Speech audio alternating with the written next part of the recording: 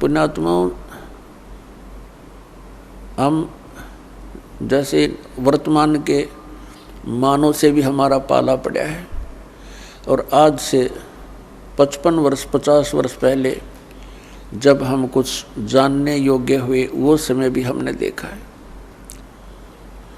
उस समय में और आज में दिन और रात का अंतर हो गया। इतनी गिरावट आ गई हमारी मानसिकता के अंदर, हमारे शिष्टाचार के अंदर। इसका कारण ये शिक्षा ही है। आप ऑफिस में जाते हो, किसी भी कार्यालय में, वहाँ भी इंसान है। बाहर पंक्ति में खड़ा वो भी इंसान है।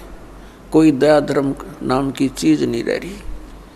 खाएं जाओ धक्के, गिड़गिड़ाएं जाओ उनके सामने, रहम रहा नहीं। 10 रुपये दे दे तो काम कर दे, नहीं तो खाओ धक्के। तो ये जलालत हमको किसने सिखाई? इस शिक्षा ने सिखा दी। और क्या करते हैं फिर उस पैसे का? हम कोठी बनाते हैं, बंगला बनाते हैं, कार खरीदते हैं, और फिर घर में कोई ना कोई ऐसी समस्या, कोई दुर्घटना हो जाती है, कोई बीमारी लग जाती है। उस सारे पैसे को फिर हम ऐसे ही, वो पैसा तो रहता नहीं, व्यर्थ हो जाता है। कोठी बना दी, मृत्यु होगी। आप गधा बन कर कुम्हार के घर मिट्टी ढो रहा है और कोठी वहाँ खड़ी है, चाट ले उस कोठी को। तो पुण्यात्माओं, इस ज्ञान से हम इस माया से वापस होंगे, क्योंकि ये माया दुश्मन है हमारी। और इस माया का हम प्रयोग कहाँ करते हैं? हमने परंपराएं गलत बना ली। विवाह करते समय हम पूरा ड्रामा कर बैठते हैं। पता नहीं किस किस प्रकार से हम अपने इन क्रियाओं को जो एक सिंपल वे से करनी चाहिए थी, हम ड्रामा बना रहे हैं। विवाह करते हैं, लड़के वाला खुशी मनाते हैं, लड़की का विवाह होता है, डीजे बजते हैं। अरे ब्याह 2 बच्चों का होना है, और परमात्मा ने कर रखा होता है, क्योंकि संयोग भगवान ही जोड़ के भेजता है, जीव नहीं जोड़ सकता, या भूल है इसकी। तो अपने सिंपल से वे से ब्याह करे। बच्चों का नाता ही तो जोड़ना है, वचन से जुड़ता है।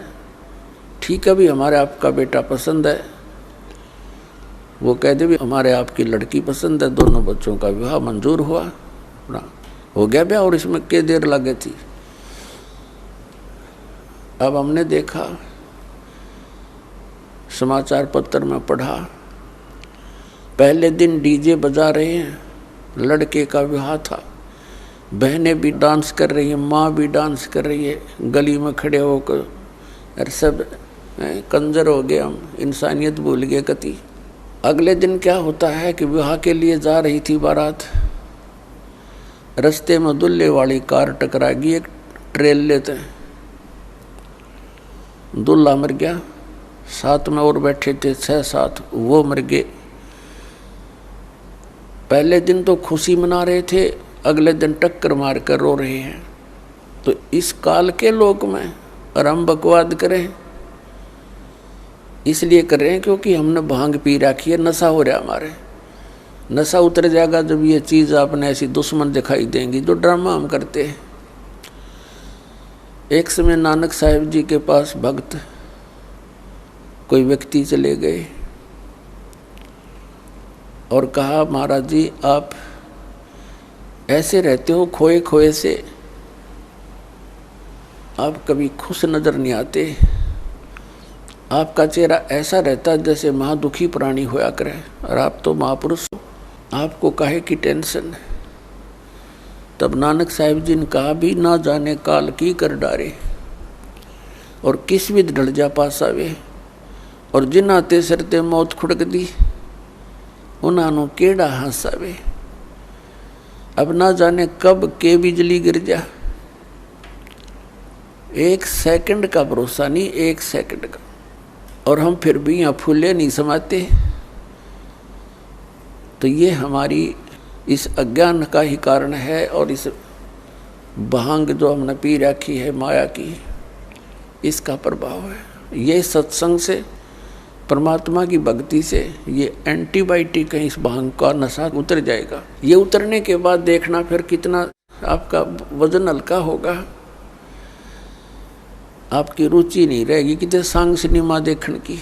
आप न सोचोगे क्यों समय बर्बाद किया, या तो मालिक की चर्चा चलेगी, या सत्संग सुनने दिल करेगा, या फिर अपनी सुबह शाम दोपहर की क्रियाएं, और फिर मंत्र दिन में इतना बिजी शेड्यूल हो जाएगा आपका, बकवाद करने का समय कौन मिले। और कभी समय मिलेगा तो रुचि नहीं बन सकती है, क्योंकि आत्मा स्वीकार करे नहीं, बहुत दिन हो गए इसने ये बकवाद करती ने, इसका कुछ भी हाथ नहीं लगा। तो पुण्यात्मा, हमने अपने सिर पर आप वजन घना रख लिया है। सबसे पहले तो हमने इस विवाह के ऊपर खर्चा कतिबंद करना पड़ेगा। फिर हम कोठियाँ बनाते हैं, सिंपल मकान बनाओ, ठीक है। जिसके पास 2 पैसे हैं वो भी अपना हिसाब का ही मकान बनावे, लोग दिखावा नहीं करें। तो उसमें हमें भक्ति में ज़्यादा समय मिलेगा, हमारी टेंशन खत्म होगी। अब जैसे हम त्यौहार मनाते हैं, अब जब तक ज्ञान नहीं था तब तक हम कुछ भी मना लेते, अब ज्ञान हो गया कति रुचि नहीं बनती। एक व्यक्ति ने नाम लिया और बहुत दुखी परिवार सारा, और उनसे बताया भी ऐसे ऐसे ये नहीं करना, ये त्यौहार वगैरह तुम जो मनाते हो ये नहीं मनाना। कैसे? अब हम क्या करते, एक फॉर्मेलिटी कर रहे हैं। कोई भी त्यौहार आता है वो फॉर्मेलिटी बना ली कि इतने कपड़े और इतनी मिठाई, इतने सुहाड़ी गुलगुले ये पहुँचाने, वो नून तो लेकर चल पड़े, वो नून तो लेकर चल पड़े, और वो कपड़े नए पड़े रहे, कोई पहनता नहीं। क्या फ़ायदा हुआ? एक बच्चा होता है, 4 बुआ हैं उसके, चारों लाऊंगी जुगले 6 और 6 महीना पाछो बच्चा बड़ा हो जाओ, पैर जो गिरे कोई ना वो वही की तो फूकने पड़े। क्या फ़ायदा इन बकवादों का? तो इस तरह हमने इन सभी क्रियाओं को इन ज्ञान विचार से समझकर फिर इनसे उल्टा हटना है। और ज्ञान बिना तो हम फिर देख लकीर पीट ही रहे हैं, वो नहीं पीटनी फिर हमने। हम बालक नहीं रहे, क्योंकि ज्ञान हो गया, हमने परमात्मा का नाम मिल गया, यहाँ का पता लग गया क्या स्थिति है। तो इस प्रकार हमने इन क्रियाओं से वापस होना है।